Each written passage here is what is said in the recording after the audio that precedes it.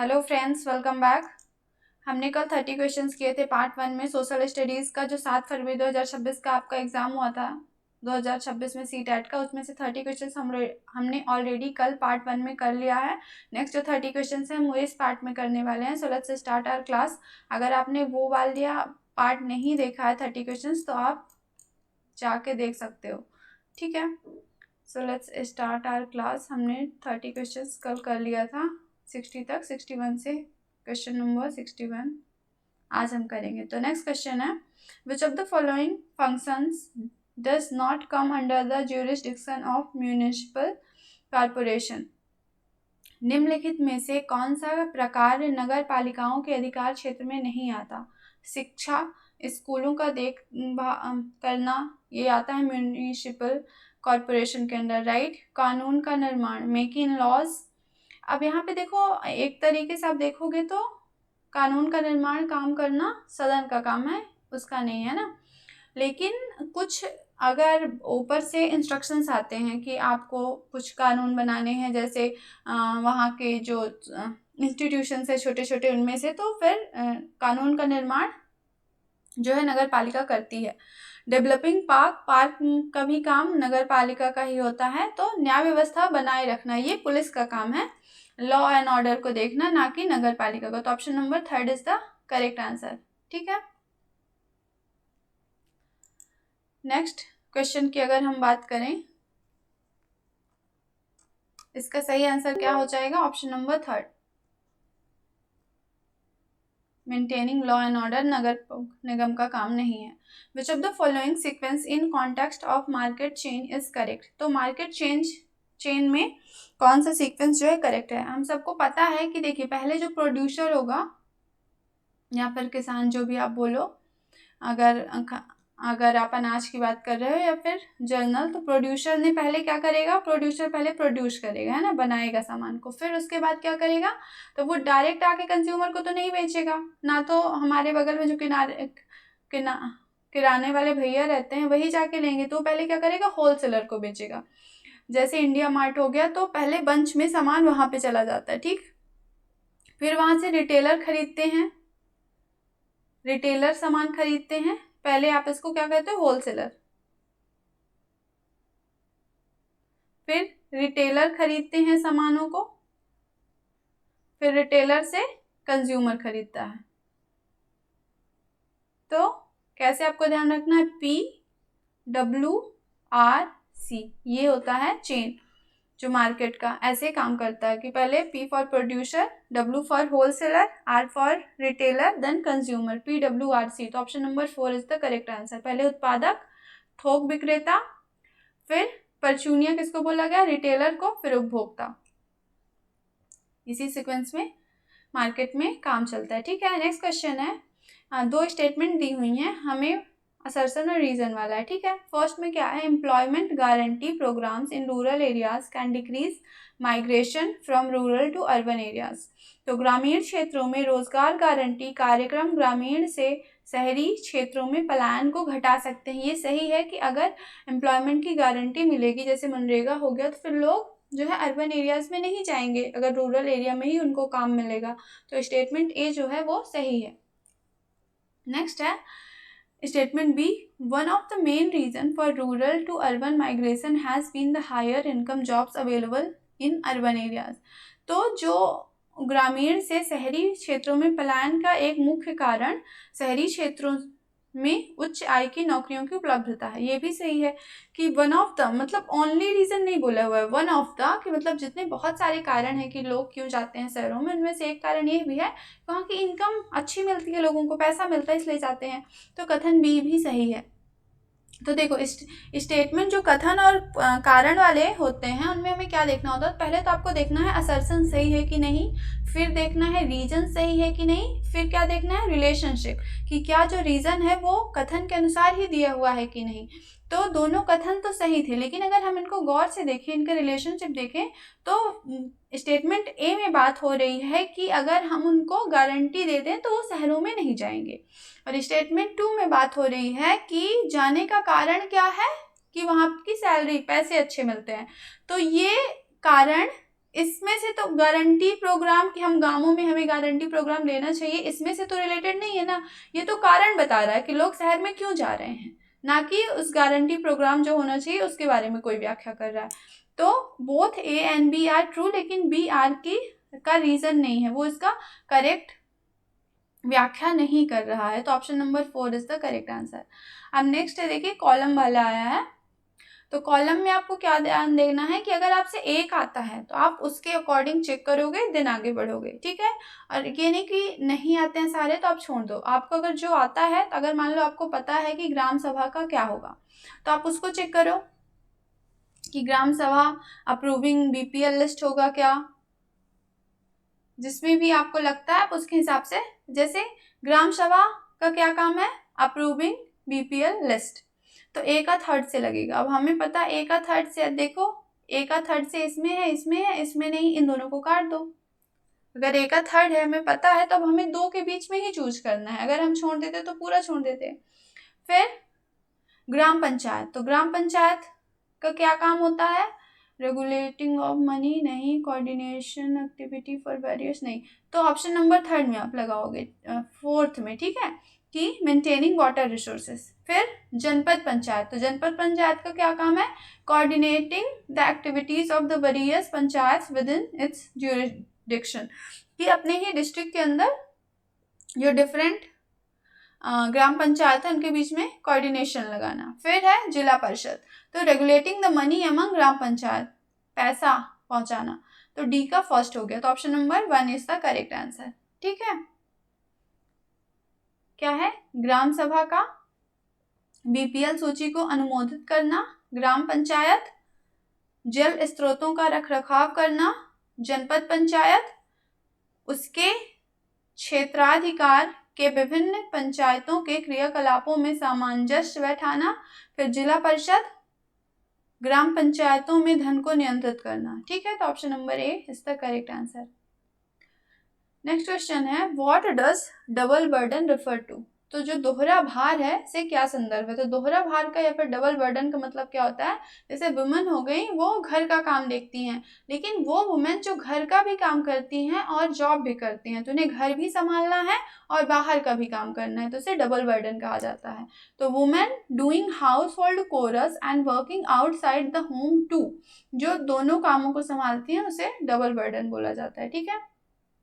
Next question है, the dash protect citizens against the arbitrary and absolute exercise of power by the state, राज्य द्वारा निरंकुश एवं निरपेक्ष शक्तियों का उपयोग नागरिकों के विरुद्ध करने में नागरिकों की सुरक्षा प्रदान करता है। तो मौलिक अधिकार जो फंडामेंटल राइट्स हैं वो ये इंश्योर करते हैं कि जो गवर्नमेंट है वो लोगों को शोषित ना करे, उनके जो राइट्स हैं वो उन्हें उनके विरुद्ध ताकत सुरक्षा प्रदान करते हैं। तो option number 3 is the correct answer. Next question है, which of the following act violates article 21 of the constitution of India. तो उससे पहले हमें आर्टिकल 21 का जानना जरूरी है। तो आर्टिकल 21 क्या है, guarantees the fundamental rights to life and personal liberty, तो ये फंडामेंटल राइट देता है जिंदगी के प्रति, कि इंसान केवल एनिमल लाइफ नहीं जी सकता ना, वो एनिमल से डिफरेंट है, तो वो अपनी डिग्निटी के अनुसार जिए, तो फंडामेंटल राइट देता है, और पर्सनल लिबर्टी पर्सनल फ्रीडम देता है, ये है आर्टिकल 21। तो इसको अगर मैं फर्दर एलाबोरेट करूं तो इसमें क्या है, right to livelihood, right to livelihood आ जाएगा इसमें, फिर right to clean environment, clean environment, right to education हो सकता है, right to health, right to speedy trials, ये सब क्या है, राइट टू प्राइवेसी, ये सब फंडामेंटल जो है पर्सनल लाइफ के लिए फंडामेंटल राइट्स हैं, जो लाइफ और पर्सनल लिबर्टी के लिए जरूरी है। ये है आर्टिकल 21। तो इनमें से कौन सा जो है which of the following act violate करेगा 21 को? Sanitation staff not getting minimum wages fix by the government. अब ऑप्शन नंबर ए बिल्कुल करेगा कि हमने पढ़ा था कि इंसान को लिवलीहुड का राइट है, राइट टू लिवलीहुड फर्स्ट में ही लिखा हुआ है कि अगर गवर्नमेंट ने मिनिमम वेजेस दे दिए हैं, मतलब इतने पैसे तो जरूरी ही हैं एक जिंदगी जीने के लिए इंसानों जैसी, तो अगर वो नहीं मिल रहा है तो वायलेशन है। तो ए तो है आंसर, ठीक है। तो ए है, तो बी सी इसमें ए नहीं है, ए नहीं है, तो 2 और 4 तो कट गए। फिर नेक्स्ट है private school charging exorbitant fees from students. तो देखो ये नहीं है, क्यों? क्योंकि ज़्यादा अगर स्कूल, प्राइवेट स्कूल एक्सॉर्बिटेंट मतलब बहुत ज़्यादा, निजी विद्यालय विद्यार्थियों से अत्यधिक फीस शुल्क ले रहे हैं, तो ये आर्टिकल 21 का वायलेशन नहीं है, क्योंकि इससे एग्जिस्टेंशियल प्रॉब्लम नहीं है ना, कुछ लिवलीहुड में कुछ नहीं फर्क पड़ रहा है। अगर वो ज़्यादा फीस ले रहे हैं तो आप गवर्नमेंट में डाल दो, या फिर जो कम ले रहे हैं उनमें डाल दो। तो ये एजुकेशन के खिलाफ जो कुछ आर्टिकल है उनका करेगा कि गलत तरीके से हो रहा है, लेकिन ये आर्टिकल 21 को वायलेट नहीं करता। तो जिसमें बी है वो भी काट दो, अब आगे हमें पढ़ने की जरूरत ही नहीं है, सिर्फ एक ही ऑप्शन बचा है, ऑप्शन नंबर 3 ए और सी। सी में क्या लिखा हुआ है? A textile company contaminating the ground water which is a source of drinking water. अब देखो यहाँ पे सबको क्लीन एनवायरनमेंट का अधिकार है, तो ये जो वस्त्र उद्योग है जो भूजल को संक्रमित करे, जो कि पेयजल का एक स्रोत है, तो ऐसा पानी जो लोग पीने के लिए यूज कर रहे हैं उसको खराब कर रहा है, तो ये वायलेशन है आर्टिकल 21 का। तो ए और सी दोनों। और 4th में क्या लिखा हुआ है इसको भी पढ़ते चलते हैं। पटरियों पर रेहड़ी वालों को धंधा करने से मना करना। अब देखो ये वायलेशन नहीं है, क्योंकि अगर आप मना, कुछ रिस्ट्रिक्शंस तो होंगे ना, नहीं तो पब्लिक जो प्रॉपर्टी है उसको लोग मिस यूज करेंगे, तो कुछ रिस्ट्रिक्शंस के साथ उनको अलाउ किया जा सकता है, ना कि कम्प्लीटली डिनाइंग ऑफ कोई की कुछ मानना ही नहीं है। तो ये 4 भी गलत है, तो option number 3 is the correct, A और सी इसमें इंक्लूडेड रहेंगे, ठीक है। नेक्स्ट क्वेश्चन है कंसीडर द फॉलोइंग स्टेटमेंट्स। तो स्टेटमेंट ए है if an FIR has been registered for a cognizable offense the police can detain any relative of the accused for 24 hours। तो ये गलत है, क्योंकि स्टेटमेंट में क्या लिखा हुआ है कि यदि किसी प्रज्ञेय अपराध में जो कि अभी साबित नहीं हुआ है FIR होती है, तो पुलिस जो है अपराधी के किसी भी रिश्तेदार को 24 घंटे के लिए अरेस्ट कर सकती है, रोक सकती है। तो ये गलत है, रिश्तेदार को नहीं रोका जा सकता, अक्यूज्ड को 24 आवर के लिए रोका जा सकता है, तो किसी रिश्तेदार को नहीं रोक सकते, तो ये गलत है। स्टेटमेंट बी है the police investigation includes collecting different kinds of evidence. Police की जांच में विभिन्न प्रकार के प्रमाण एकत्र करना सम्मिलित है, तो दिस इज ट्रू। इन्वेस्टिगेशन मतलब collection of different kind of evidences ना, तो ए गलत है, बी सही है। A is wrong, B is true, तो option number 2 is the correct answer, ठीक है। ए असत्य है किंतु बी सत्य है। नेक्स्ट क्वेश्चन है which of the following could be an appropriate way to counter the marginalization of Adivasis. तो in which of the following could be, इसमें से कौन सा अप्रोप्रिएट हो सकता है जो कि आदिवासियों के हाशिएकरण, मतलब उनकी जो जनसंख्या कम रही है उसके लिए आप एक अच्छा मार्ग सुझा सकते हो। इनमें से कौन सा सही है? Ask them to migrate to cities, उनसे पूछना कि आप शहर चले जाओ, तो किसी को अपना घर छोड़ देना बोलना तो कोई सही रास्ता नहीं हो सकता, ये गलत है। फिर है show case their culture and exotic in media, medium में दिखाओ कि उनकी संस्कृति बहुत ही आकर्षक है। आगे एक ऑप्शन पढ़ लेते हैं, उन्हें बहुल समुदाय के रहन सहन के अनुरूप रहने के साधनों को अपनाने की अपील करना, ये भी गलत है, क्योंकि आप किसी के रहने का ढंग नहीं चेंज करने के लिए बोल सकते, ये उनके फंडामेंटल राइट्स के विरुद्ध है कि आप दूसरे जैसे बन जाओ।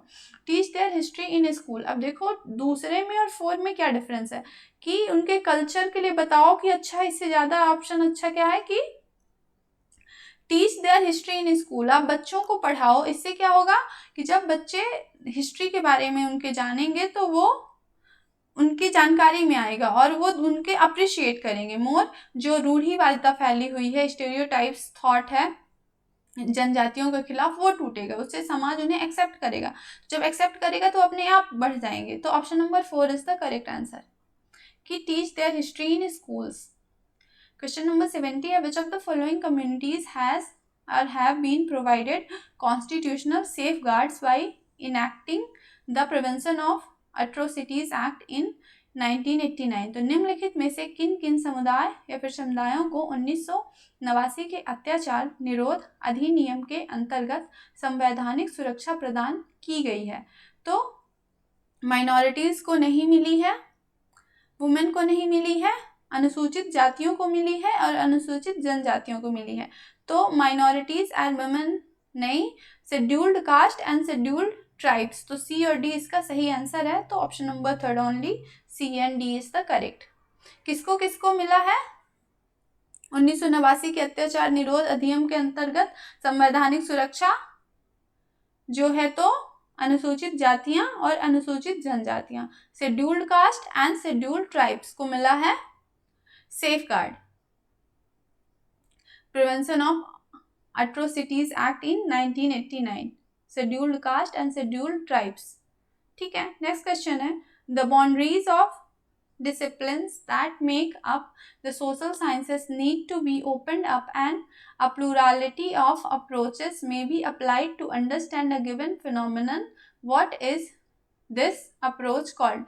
तो विद्या शाखा की सीमाओं को जो सामाजिक विज्ञान का निर्माण करती हैं खोलने की आवश्यकता है और एक दी गई परिघटना को समझने के लिए बहुसंख्यक उपागमों की आवश्यकता हो सकती है।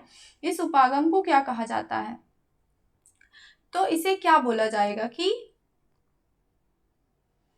डिफरेंट डिसिप्लिनरी का क्या हो रहा है, रिलेशन हो रहा है, मतलब अलग अलग डिसिप्लिनरी को प्रॉब्लम सॉल्विंग में आप यूज कर रहे हो, तो इसे क्या बोला जाता है? Inter disciplinary thinking. Inter disciplinary thinking के अलग अलग डिसिप्लिनरी को यूज करके किसी प्रॉब्लम को सॉल्व किया जा रहा है। अंतर अनुशासनिक चिंतन। Option number A is the correct answer. Next question है, which of the following is fundamental logic in the drafting the syllabi of social science? तो सामाजिक विज्ञान के पाठ्यक्रम के निर्माण में निम्नलिखित में से कौन सा बुनियादी तर्क प्रदान करता है? Inclusion of local perception, local perception का इंक्लूजन करना, ये ऑप्शन सही लग रहा है, हम आगे बढ़ लेते हैं। Focusing on utilitarian aspect. तो यूटिलिटेरियन एस्पेक्ट क्या कहलाता है? उपयोगिता, उपयोगितावादी पहलू, मतलब कि अगर उसका यूज है तो आप यूज कर रहे हो, अदरवाइज सोशल साइंस को आप नहीं पढ़ाओगे, तो ये तो गलत है। फिर है डेवलपिंग मोर इंस्ट्रक्टिव टेक्स्ट बुक और ज्यादा अच्छा निर्माण करना, ये भी गलत है। Epistemic shift towards patriarchal nationalist frame, ये तो और भी गलत है। पितृसत्तात्मक राष्ट्रवादी संरचना की ओर ज्ञान मीमांसात्मक बदलाव, ये गलत है। तो क्या है? स्थानीय अनुभवों का समावेश, inclusion of local perception. Social science के ड्राफ्ट करने में सिलेबी यूज की जा सकती है। ठीक है, नेक्स्ट है, The concept of a fair trial is an important one while talking about the criminal justice system. To teach this concept, you narrate to the students the story of a person who has been accused of draft and what happens thereafter at the police station and later in the court. What pedagogical resources have you used here? तो निष्पक्ष मुकदमा का एक महत्वपूर्ण संकल्पना है जब आपराधिक न्याय तंत्र के विषय में बात की जा रही हो। इस संकल्पना के शिक्षण के लिए आप विद्यार्थियों को एक व्यक्ति की कहानी सुनाते हैं जिस पर चोरी का आरोप लगा हो और बाद में पुलिस थाने में और उसके बाद न्यायालय में क्या होता है। आप यहाँ किस शिक्षण शास्त्रीय संसाधन का उपयोग किया जा रहा है? तो यहाँ पे आप देखोगे जब आप स्टोरी के बेस पे सुनाते हो, जैसे कि आप किसी के बारे में बताते हो कि वहां पे ऐसा हुआ था और फिर, तो इसको केस स्टडी बोला जाता है। क्या बोला जाता है? केस अध्ययन करना। फिर उसके हिसाब से आप पढ़ा रहे हो। आपने बहुत वीडियोस भी देखे हुए हैं केस स्टडी नाम से, तो जैसे न्यूज वगैरह में, तो उसकी केस स्टडी ये कहती है मतलब कि आपने क्या क्या हुआ था वो आपने जाना है, फिर उसके बेसिकली उसकी तरह आप बता रहे हो कि समझा रहे हो कि ऐसा से ऐसा हुआ है इसलिए ऐसा हो सकता है, तो उसे केस स्टडी बोला जाता है। जहाँ पे आप बेसिकली आप उसकी जो इंफॉर्मेशन है यूज करते हो किसी भी केस का, या फिर कि पीपल के साथ ऐसे ही हुआ है, तो उसे केस स्टडी बोला जाता है। Which of the following should be followed by the teacher in his or her classroom to promote meaningful learning? तो मीनिंगफुल लर्निंग को सार्थक अधिगम को बढ़ावा देने के लिए शिक्षक शिक्षिका को अपनी कक्षा में निम्नलिखित में से किसका अनुसरण करना चाहिए? Giving a recall based task, नहीं, ये रट्टाफिकेशन को बिल्कुल भी आपको प्रमोट नहीं करना है, इससे दूर ही रहना है। Giving easy task to student, easy task नहीं। अच्छा, यहाँ पे बच्चों को कंफ्यूजन हो सकता है दो ऑप्शन में, ऑप्शन नंबर 3 और 4 में। कैसे? देखो, विद्यार्थियों के बीच प्रश्नोत्तरी की संस्कृति को बढ़ावा देना, कल्चर ऑफ क्विजिंग। तो जब पहली नज़र में आप इसको देखोगे तो आपको लगेगा ये बिल्कुल सही है, क्विजिंग तो अच्छी बात है पूछना।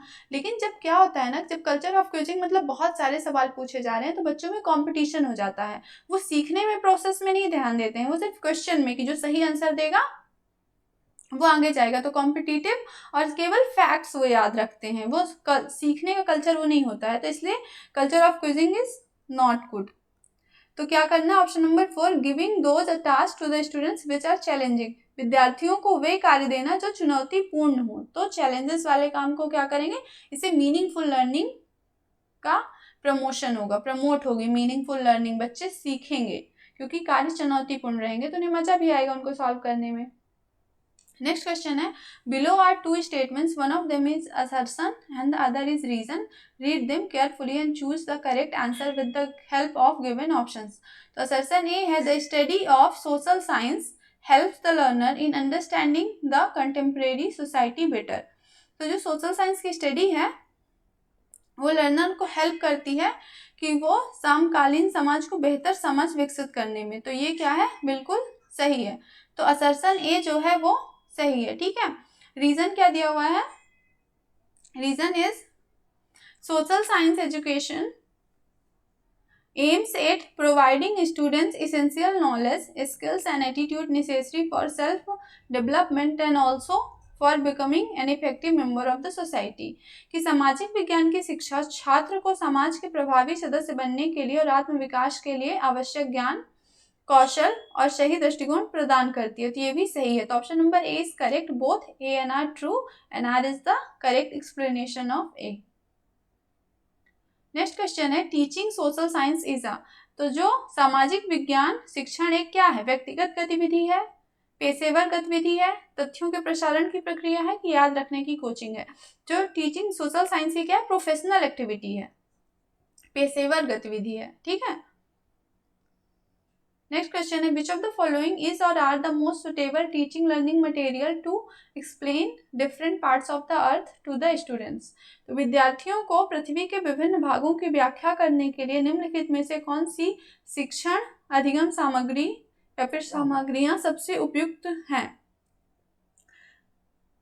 हमें बताना है कि हम पृथ्वी के विभिन्न भागों की व्याख्या करना चाहते हैं तो सबसे ज्यादा हेल्पफुल कौन होगा? ग्लोब, मैप की एटलस? यहाँ पे आप देखोगे ग्लोब जो है वो अर्थ का आकार, साइज आप बताने के लिए उसको यूज कर सकते हो, कंटिनेंट कहाँ पे है, उसका साइज क्या है, कैसे। लेकिन आप अगर आपको व्याख्या करनी है, विभिन्न अलग अलग भागों के बीच में कंपैरिजन करना है तो ग्लोब उसका सही नहीं है तरीका। उसके लिए क्या सही है? मैप और atlas, B and C. Option number 2 is the correct answer, नक्शा और एटलस, ठीक है। नेक्स्ट क्वेश्चन है, which of the following pedagogical techniques should be used by teachers for making social science enjoyable for students? तो social science को enjoyable बनाया जा सके तो ऐसे कौन सी पेडागॉजी यूज करनी चाहिए?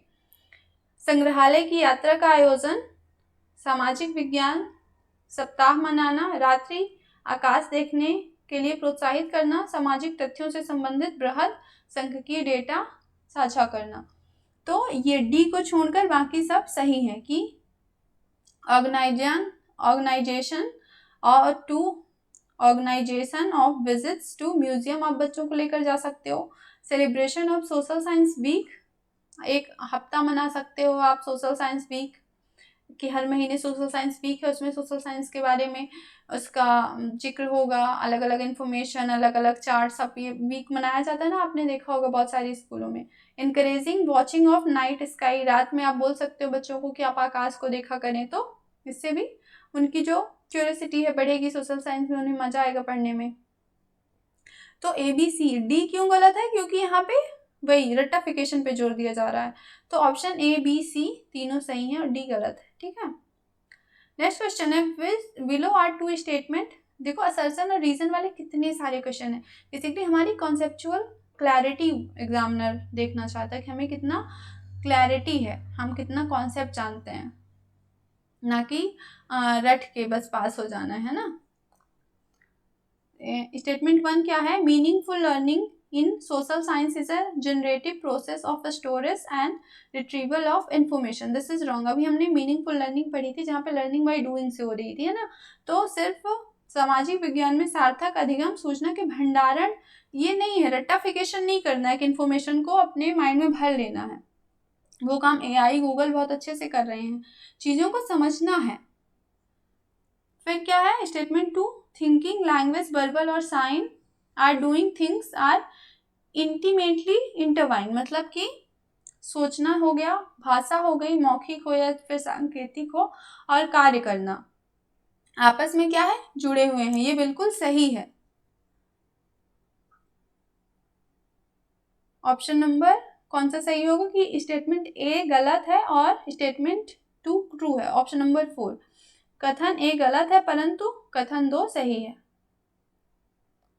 नेक्स्ट क्वेश्चन है, below are 2 statements, read them carefully and choose the correct answer with the help of given options. तो स्टेटमेंट क्या है, in a democratic setup centralization of power such as Panchayati Raj system has gained importance। तो यहाँ पे पंचायती राज में centralisation नहीं होता। Centralisation का मतलब एक ही पावर जो है वो एक ही बंदे के हाथ में है, उसको सेंट्रलाइज बोलेंगे। लेकिन यहाँ पे डिसेंट्रलाइजेशन का यूज हो रहा है, डिसेंट्रलाइजेशन का।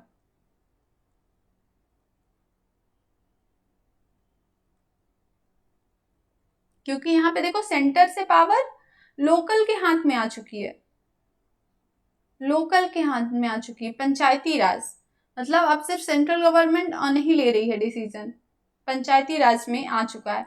तो यही गलत है। लोकतांत्रिक पद्धति में अधिकारों के केंद्रीकरण नहीं, विकेंद्रीकरण जैसे पंचायती राज की व्यवस्था बहुत महत्व हासिल किया है। नेक्स्ट है, Panchayati Raj system aims at raising the levels of participation and involvement of people. This is true कि पंचायती राज का क्या है कि वो लोगों के इन्वॉल्वमेंट को बढ़ाए। तो ऑप्शन कथन 2 सही है और एक क्या है, गलत है। तो option number 4 is the correct option.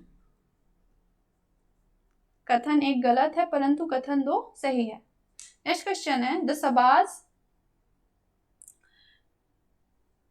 पल्लवकालीन सभाएं अपनी उपसमितियों के जरिए विभिन्न तरह के काम जैसे सिंचाई, सड़क निर्माण, स्थानीय मंदिरों की देखरेख आदि करती थी। इनके कार्य संचालन की बारीकियों से विद्यार्थियों को रूबरू करवाने के लिए निम्नलिखित में से कौन सी बाल केंद्रित गतिविधियां की जा सकती हैं। अब पल्लवकालीन की सभाओं के बारे में पढ़ाना चाह रहे हो, जिसमें वो लोग सिंचाई करते थे और सड़क निर्माण ये सब। तो इनमें से क्या आप कर सकते हो, विद्यालय के परिसर में कार्य विभाजन का वर्णन करना। हाँ पॉसिबल है, आप इससे वो उनको सिखा सकते हो। Description of work division on the school campus, this is true. फिर example of different group created for the classroom management, ये भी सही है कि कक्षा संचालन के लिए बनाए गए अलग अलग समूहों का उदाहरण। थर्ड में क्या लिखा है, पल्लवकालीन सभाओं की वास्तविक यात्रा करवाना। अब ये तो पॉसिबल नहीं है ना, ये तो सेंचुरीज पहले हो चुका होगा। अब सभाएं तो आप ले जाके उनको वास्तविकता में नहीं दिखा सकते हो, तो ये गलत है। Real tour not possible. Getting a tour of सभास of the reign of Pallava through audio visual material. हाँ आप क्या कर सकते हो, श्रव्य दृश्य सामग्री के माध्यम से पल्लवकालीन सभाओं की यात्रा करवा सकते हो। आप वीडियो दिखा सकते हो, विजुअल्स दिखा सकते हो, ऑडियो सुना सकते हो, रियल में नहीं लेकर जा सकते लेकिन उनको। तो ये सही है। तो A, B, D तीनों सही हैं, जो कि C जो है वो क्या गलत है। नेक्स्ट क्वेश्चन है, to ensure that social science teaching moves away from an excessive emphasis on developmental issues to an understanding of issues related to justice and dignity, there needs to be a shift in focus from utilitarianism to।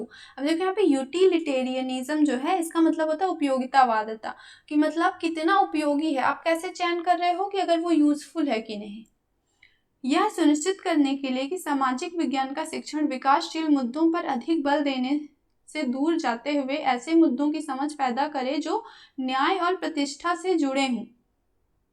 यह आवश्यक है कि ध्यान में उपयोगितावाद से निकलकर कहाँ जाएं? समतावाद, इगैलिटेरियनिज्म। ठीक है, जिसमें क्या होता है कि आप इक्वालिटी में बिलीव करते हो कि सभी लोगों के पास इक्वल राइट्स हैं, सभी समान है, इसको समतावाद बोला जाता है। ठीक है, तो option number 3 is the correct answer. तो हमें उपयोगितावाद से समतावाद की ओर जाने की आवश्यकता है। नेक्स्ट क्वेश्चन है, बिलो आर टू स्टेटमेंट्स। यहाँ पे फिर से देखिए असर्शन और रीजन का सवाल है। असर्शन में क्या लिखा हुआ है? An important aspect of social science is the possibility of having different sets or at times even diametrically opposite answers. कि सोशल साइंस सामाजिक विज्ञान का एक महत्वपूर्ण पक्ष है अलग अलग भावों वाले उत्तरों या कभी कभी पूर्ण विपरीत उत्तरों की संभावना। सही है। क्या है सामाजिक जो विज्ञान सोशल साइंस का, कि डिफरेंट ओपिनियंस हो सकते हैं, उत्तर होने की संभावना हो सकती है। ये क्या है? ये बिल्कुल सही है। नेक्स्ट है क्या? कारण क्या दिया गया है इसका? सामाजिक विज्ञान ने के किसी शिक्षक शिक्षिका के लिए पीठासीन होकर प्रवचन देने की पारंपरिक आदत से हटना जरूरी है। ये भी सही है कि बहुत सारे हिस्ट्री के टीचर्स को क्या होता है कि अब उन्हें हिस्ट्री पता है तो बच्चों को परेशानी करते रहते हैं हिस्ट्री के सवालों से, तो उन्हें उस आदत से हटना जरूरी है। ये सही है। लेकिन क्या कारण जो है वो अभिकथन के लिए सही व्याख्या कर रहा है? नहीं कर रहा है। वहां पे देखिए पॉसिबिलिटीज की बात हो रही है कि अपोजिट आंसर्स मिल सकते हैं, और यहाँ पे रूढ़िवादिता की बात हो रही है कि वो मतलब पारंपरिक उनकी आदत है कि अपना प्रवचन देना। तो ए और आर जो है वो दोनों सही हैं, परंतु आर ए की सही व्याख्या नहीं करता। नेक्स्ट क्वेश्चन है, the use of iron in the Indian सब continent began about 3000 years ago. What task would you give to your students to develop their understanding on such historical episodes? तो भारतीय उप महाद्वीप में लोहे का प्रयोग लगभग 3000 साल पहले ही शुरू हुआ था। अब ऐसे में विद्यार्थियों को आप ऐसी ऐतिहासिक घटनाओं की समझ के लिए विकसित करना चाहते हो, तो आप क्या कार्य उन्हें दोगे? गार्डन चाइल्ड द्वारा लिखित पुस्तक की समीक्षा करना। सिर्फ बुक पढ़ने से तो उनकी नहीं डेवलपमेंट आएगा ना। अपने आसपास के परंपरागत लोहार समुदाय के किसी व्यक्ति से मिलना और जानकारी इकट्ठा करना। Exactly, learning by doing. यहाँ पे देखो बच्चा एक्टिवली एक्सट्रैक्ट कर रहा है इंफॉर्मेशन लोगों से मिलकर, तो ये सही है।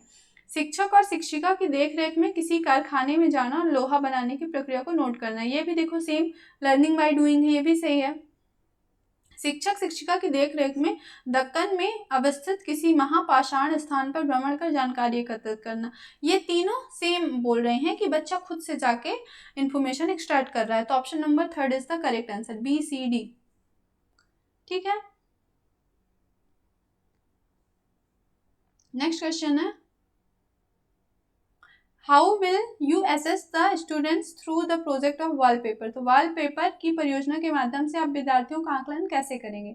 विद्यार्थियों द्वारा विषय वस्तु का चयन देखकर, विद्यार्थियों द्वारा विषय वस्तु का प्रस्तुतिकरण देखकर, विद्यार्थियों द्वारा विषय वस्तु के प्रस्तुतिकरण के उपरांत अनुवर्ती प्रश्न पूछकर, या फिर विद्यार्थियों द्वारा विषय वस्तु के प्रस्तुतिकरण से पहले अनुवर्ती प्रश्न पूछकर।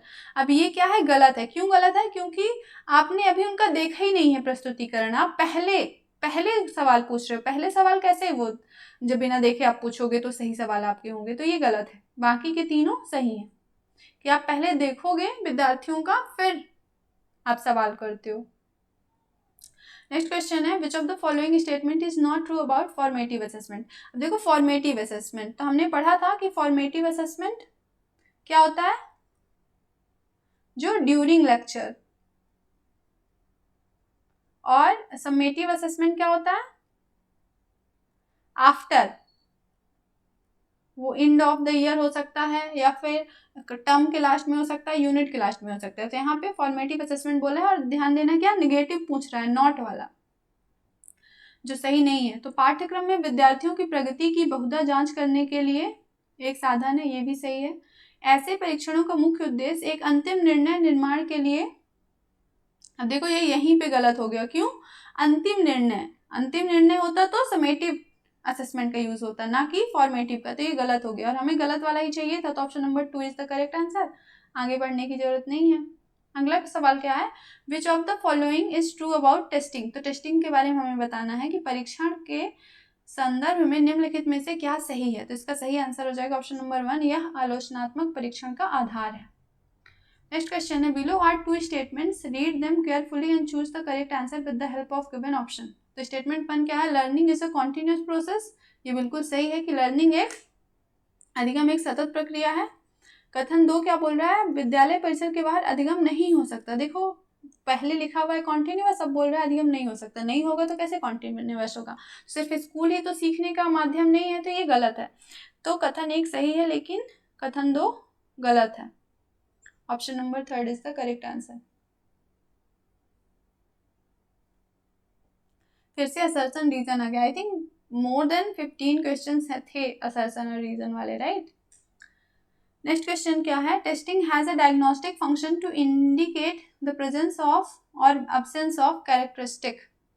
तो परीक्षण का एक नैदानिक कार्य है किसी विशेषता की उपस्थिति या अनुपस्थिति को इंगित करना। बिल्कुल सही। डायग्नोस्टिक जो असेसमेंट होता है उसका काम होता है कि बच्चे की स्ट्रेंथ या फिर वीकनेसेस का पता लगाया जा सके। तो ऑप्शन ए जो है वो बिल्कुल सही है।